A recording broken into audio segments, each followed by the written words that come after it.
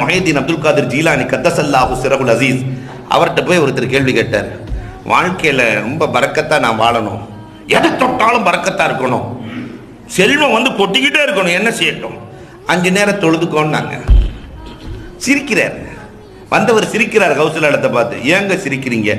19 வருஷமா மோதினாருக்கு பக்கத்திலே நின்று மொதல் சப்புல தொழுகிறேன், ஒரு பறக்கத்தும் இல்லை, ஒரு பறக்கத்தும் இல்லை, ஒரு ஹரக்கத்தும் இல்லை. அப்ப கௌசலாலம் சொன்னாங்க, அப்படியா?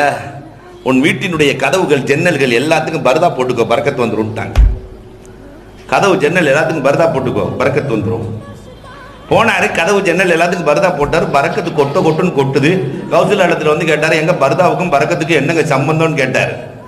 இப்ப கௌசலாலம் சொன்னார்கள், தொழாதவனின் பார்வை கதவு வழியாக ஜன்னல் வழியாக வீட்டுக்குள்ளே சென்றாலே பறக்கத் போய்விடும். தொழாதவனின் பார்வை சென்றாலே பறக்கத் போகும் என்றார்.